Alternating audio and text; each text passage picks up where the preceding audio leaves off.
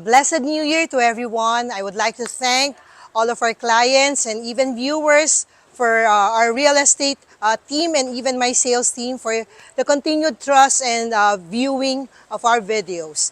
So thank you very much. This is another house tour for this 2024 of another property here in Sampaloc, Manila at the very heart of University Belt.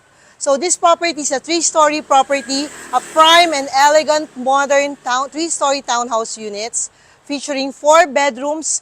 These are all spacious with 4 bathrooms and 1 car garage that can even fit a pickup.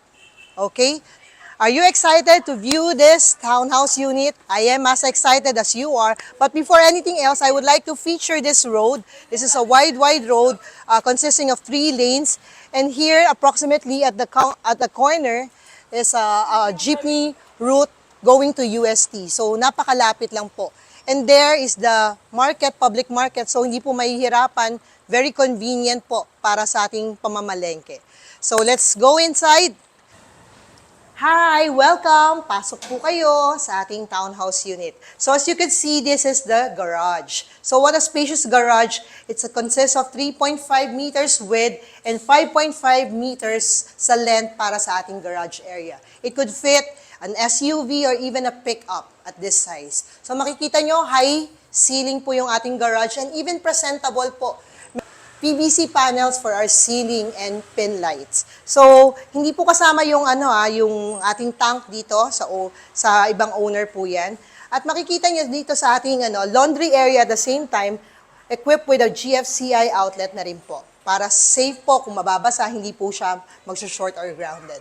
So, dito naman po sa ating breaker panel, a home panel of miniature circuit breakers, Magiam brand. So, safe na safe po at lahat po ng areas of our electricity is covered with this panel. Hi! For this main door at the ground floor, it is made of steels. So it is waterproof, soundproof, and even weatherproof. And makikita nyo, theft-proof. Napakatibay po ng ating main door. With a viewing hole so that you could see your visitors knocking at your door. Yan. So bihirang-bihira po.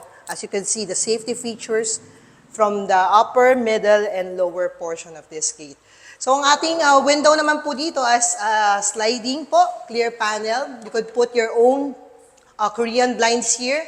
So, yung air conditioning sa unit is not included po. So, the living room area is so spacious, as you could see. This unit is a 52.5 square meters unit. So, you could put an L-shaped sofa here, and your entertainment system here, your TV, your sound system here at your living room. So you could relax with your family, watch TV, play PSP. So pasok na po tayo dito sa area to. Dito naman po underneath the stairs is the storage area, a hidden storage area for your excess goods here. So dito po ang ating stairway upstairs, but before that, we come to our kitchen area. So this is a modern interior kitchen made out of black laminates and a granite top, black coated, a marble designed stove top. So makikita nyo, may chandelier na rin po. And yung floor tiles po natin is polished, marble styled. Sa back portion, yung ating air well ventilation is a aluminum door na may glass na panel, and this is your utility bathroom. Complete with lavatory, even a shower area, a lavatory, and a toilet bowl. So makikita nyo, aluminum po ang ating door, so to prevent corrosion and And makikita nyo rin dito, from floor to top, meron po tayong ventilation and even the fire escape. We go up the stairs, this is made up of steel tubular, pre-painted. So makikita nyo, pag akyat po ng stairs natin is yung floor tiles po natin, a wood parquet design, non-skid, equipped with lights po. So this is the second floor master's bedroom. As you can see, hindi po tinipid ang ating mga materials. Floor to ceiling, ang ating mga materials, and even the workmanship is superb. So makikita nyo, this is a spacious master's bedroom area. So with awning windows po on the side. So kung sakaling mainit, you could open that. The air conditions are not included. So makikita nyo may ceiling na rin po na chandelier lights equipped with TV sockets. So kung imagine yourself placing your bedroom here, di ba? Yung inyong kama po here. And there are modular cabinets already for your clothings. Yan. Ihang nyo na lang po. May sabitan po ng mga hanging shelves dito. Yan. And for this master's bedroom, it has a private shared bathroom here. Yan. So makikita nyo, meron ng closet, meron ng lavatory, may water closet, and may rain shower na kasama. So this is a shared bathroom, pero may side-by-side adjacent door. So pwede nyo lang i-lock para magamit ng master's bedroom or i-open para naman magamit po para sa common bathroom. Yan. So yan. Huwag lang po kayong magkakamali na hindi isara. We welcome you to the second floor, secondary bedroom. So as you can see, prefab po yung ating mga doors. So maayos po. At makikita nyo, this room is so spacious. It could fit a double bedroom here.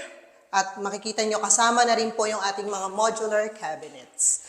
So no worry for your clothes, where to hang your clothings, and to put your stuffs. So makikita nyo, high ceiling din. And dito po yung ating window, sliding window for your ventilation. Yan. Yan po. Mahangin. So proceed na po tayo sa last and final floor, the third floor. As you can see, the rise of this stairways is preferably normal po para sa ating mga elderly, hindi po mahirap umakyat. At makikita nyo po, dito po sa pag-akyat, meron po tayong chandelier na nakasabit. What an elegant feel para dito sa house ninyo. Yan. So proceed po tayo dito sa master's bedroom. Meron po siyang sariling ensuite, toilet and bath, and even a wardrobe cabinet. Yan. Ang wardrobe area, yung ating toilet and bath is made out of matte black series na rain shower and complete with bidet and everything you would want for a bathroom. A cozy and minimalist bathroom. And dito naman po sa ating bed space or living master's room space. So napaka-spacious po. With an extra, this has its own balcony. So that you could feel and have a coffee here. Take a break in the afternoon. As you can see, the view here is a 10-story elementary school here in Sampaloc, Manila. So makikita nyo, napakaganda po ng ating vicinity, quiet and safe. So punta na po tayo sa ating last room. Yan. Ito yung last secondary room sa ating third floor with an ensuite toilet and bath, same as the master's bedroom, with water closet, lavatory, and ang ating shower. May mirror na rin po. And this is a space for your kids or for your visitors alike. So meron na rin po siyang modular cabinets. So as you can see, floor to ceiling, mataas po siya. Pwede pa kayo maglagay ng bunk beds. So if you would want this unit, this is actually a Morning Sun property.